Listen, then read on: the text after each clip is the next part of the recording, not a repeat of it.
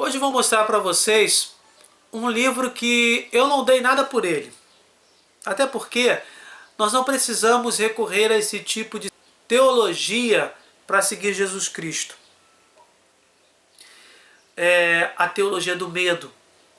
Mas quando eu adquiri esse livro, nem fui eu que comprei, foi a minha esposa, e ela conseguiu esse livro utilizando um vale presente, né, referente ao Dia dos Professores. Então ela foi lá, se não me engano, foi na editora Ave Maria, no centro da cidade, comprou vários livros. Sobrou um dinheiro. Então ela olhou para esse livro e, na sua curiosidade, acabou comprando. Foi exatamente assim que eu adquiri esse livro, que é Suma Demoníaca, de José Antônio Fortia, Tratado de Demonologia e Manual de Exorcistas. Vale dizer que foi um dos últimos livros daquela remessa que eu li. Foi o último livro, porque eu li todos os outros e deixei esse jogado, até que em um certo momento eu resolvi ler o livro. E às vezes esses livros acabam nos trazendo uma teologia do medo e nos forçando a acreditar em Deus porque temos medo dos demônios. Mas pelo contrário, fui surpreendido. Esse livro, na verdade, fala sim da existência dos demônios, de possessões, mas ele é muito mais focado no poder do amor de Jesus, no seu poder salvífico, na misericórdia de Deus. É impressionante como ele consegue, apesar dessa capa preta, apesar desses títulos, nos mostrar a bondade do Senhor, que é Pai, Filho e Espírito Santo. Nós sabemos que podemos ser tentados de três formas: pelo mundo, pelas coisas que nos cercam, né? O mundo e as suas tentações, por nós mesmos e tentados pelos espíritos caídos, que são anjos que, ao verem Deus face a face, com seu livre-arbítrio, disseram não a Deus e se afastaram de Deus. Nesse livro que eu recomendo para vocês, eu vou ler alguns trechos dele, pequenos, e mostrar, por exemplo, que o que nós podemos tirar de benigno, né? Porque Santo Agostinho já dizia, de todo o mal, Deus só permite o mal se ele pode tirar um bem ainda maior. E é isso que o livro traz. A tentação que os demônios, né, nos influenciam, somente nos tentam, acabam nos levando a buscar o bem, a piedade, as orações, a caridade, a Eucaristia. Então, deste mal surgem bens ainda maiores. E essa é a tônica do livro em todas as suas linhas. Eu vou ler alguns trechos, inclusive um que eu gostaria de mostrar para vocês, que é sobre o filme O Exorcista, que na época foi dito que era ficção, mas que na verdade é baseado numa história real. Para vocês verem, por exemplo, o exorcismo, quem viu o filme Exorcismo de Emily Rose, que atualmente eles tiveram a coragem de dizer que é baseado numa história real, vocês vão perceber nesse filme, desculpe se eu estou dando aqui spoilers sobre o filme, mas ele mostra num tribunal civil, né, que possessão demoníaca é completamente diferente de distúrbio neurológico ou esquizofrenia.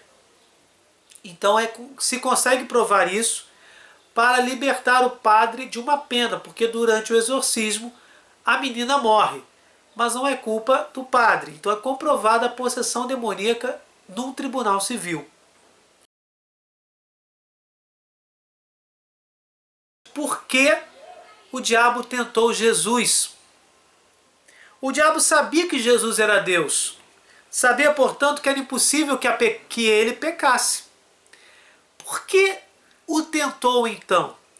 E mais, sabia que o feito de resistir a qualquer tentação santificaria ainda mais como homem. E que, portanto, o demônio, ao tentá-lo na realidade, por fim, sem querê-lo, se converteria em instrumento de santificação de Jesus. Por que então fazer algo inútil que serviria para o bem? Por que o demônio fez isso? A resposta é simples. O diabo não pôde resistir. A tentação foi demasiadamente grande, mesmo para o diabo tentar a Deus. Não podia deixar escapar daquela ocasião. Sabia que era impossível fazê-lo pecar, porém não pôde resistir à tentação de tentá-lo. A situação era como a do fumante que sabe o mal que o cigarro faz, mas não pode deixar de fumar. Assim, o diabo sabia que tentá-lo era um erro, porém caiu na tentação. A criatura tentando Deus. Isso mostra que até o demônio sofre tentação. Tentação que procede do seu próprio interior. Aquela tentação que nós falamos. Se o anjo ele tem uma alma, assim como o ser humano, só que o ser humano possui alma humana e corpo material, dentro da alma existe a liberdade, livre-arbítrio, melhor dizendo, e inteligência. E com o livre-arbítrio acabamos sendo tentados também para o mal, porque estamos afastados de Deus, assim como o demônio está afastado de Deus. Com livre-arbítrio ele quis se afastar de Deus. Então essa tentação dele mesmo o faz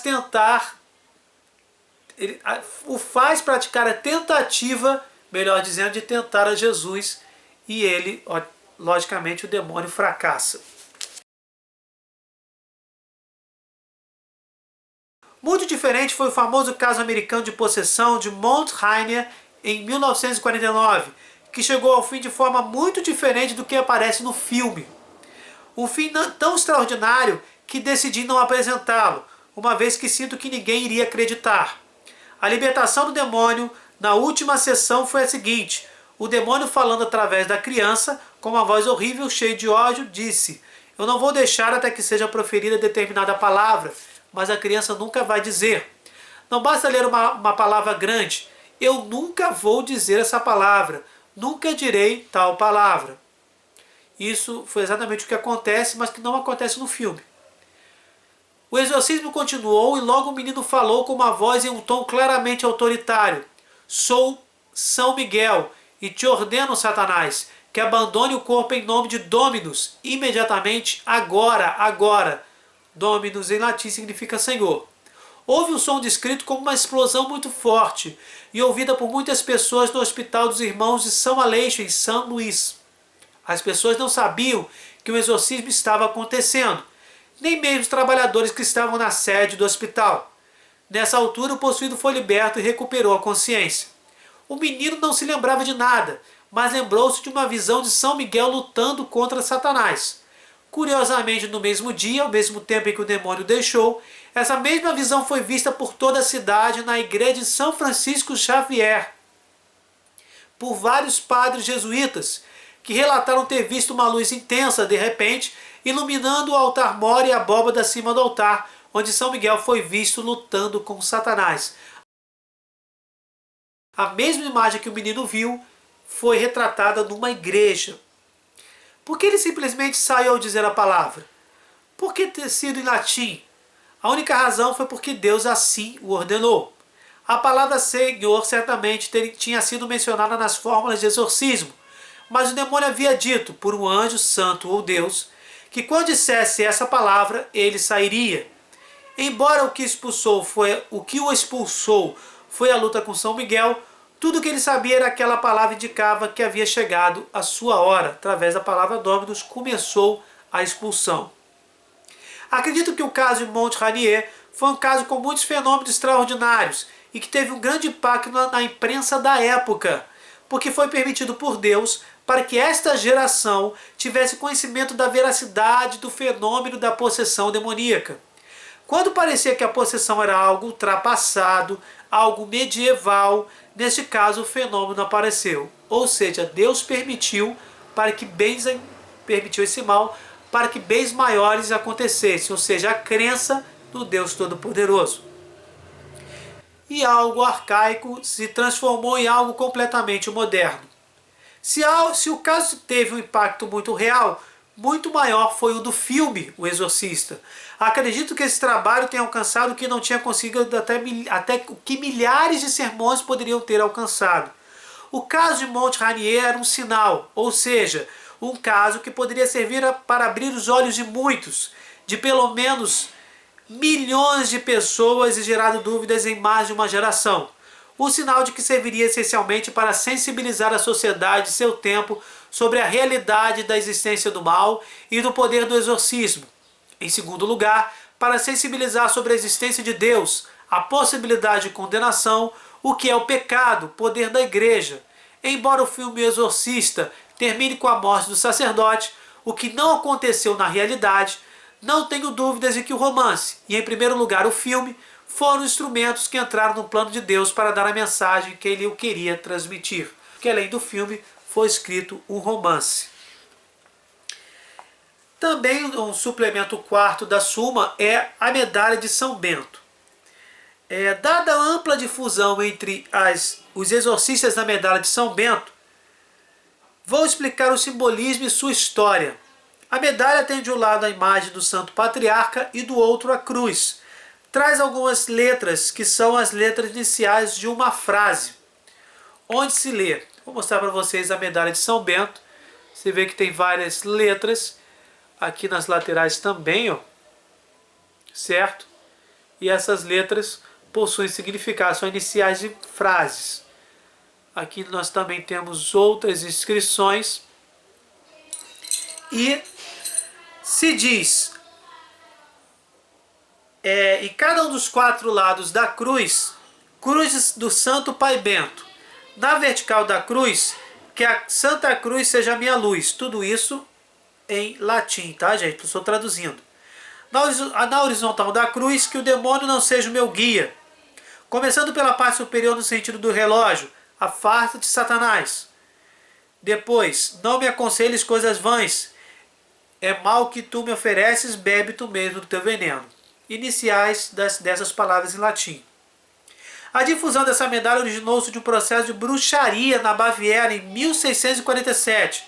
Em Nuremberg, algumas mulheres foram julgadas como bruxas e no processo declararam que não haviam conseguido prejudicar a abadia beneditina de Metten, porque ela estava protegida pelo sinal da Santa Cruz. Procurou-se então no mosteiro encontrar-se pintadas antigas representações dessa cruz de São Bento, com a inscrição apresentada anteriormente, a qual sempre acompanha a medalha.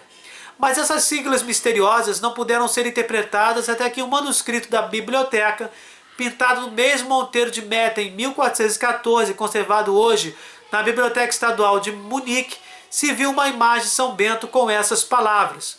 Um manuscrito anterior do século XIV, oriundo da Áustria, que se encontra na biblioteca de Fontbellon, parece ter sido a origem da imagem e texto. No século XVII, J.B. Thiers, estudioso francês, julgou-a supersticiosa pelos enigmáticos caracteres que a acompanham, mas o Papa Bento XIV aprovou-a, Papa Bento XIV, em 1742, e a fórmula de sua bênção foi incorporada ao ritual romano, ou seja, essas palavras foram incorporadas ao ritual romano do exorcismo, e não é um amuleto, é uma representação de orações de libertação e que de nada tem de esotérico.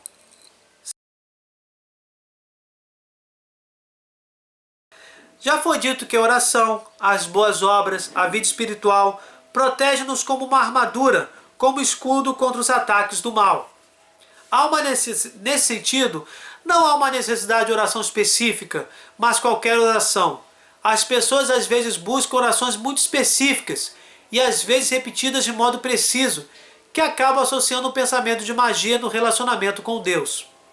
De fato, estritamente falando, embora eu sempre recomende que se faça a oração, deve ficar claro que nem sempre é a oração que protege, é Deus que protege.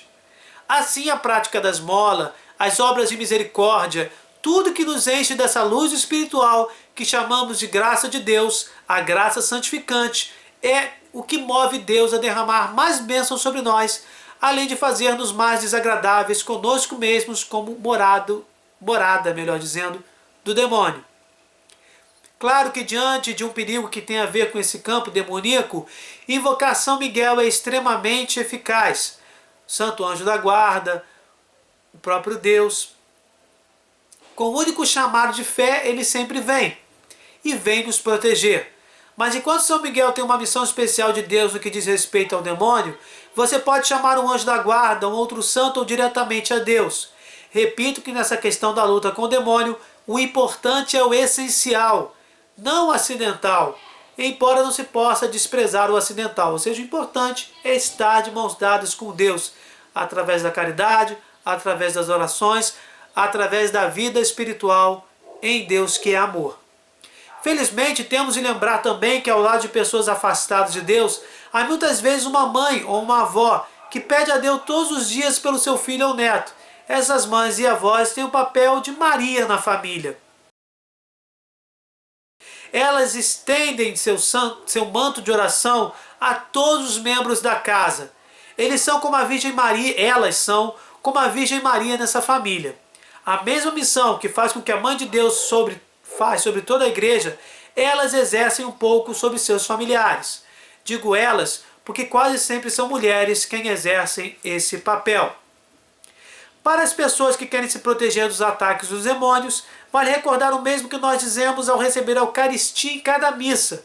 Senhor, eu não sou digno de que entreis em minha morada. Fora da igreja, se oramos a Jesus, Ele nos ouve. Mas na missa, na comunhão, Jesus entra em nossa morada corporal. É como se o corpo fosse uma casa onde Ele entra. Seria errado dizer que é o contraste perfeito da possessão. Nada é mais perturbador que os grilhões da possessão ou da influência demoníaca que receber o corpo eucarístico de Cristo. Portanto, gente, saibamos valorizar o amor de Deus em nossas vidas. Desses males, Deus consegue tirar bens muito, mas muito maiores. Por isso o livre-arbítrio, por isso Deus permite o mal. Até o próximo vídeo.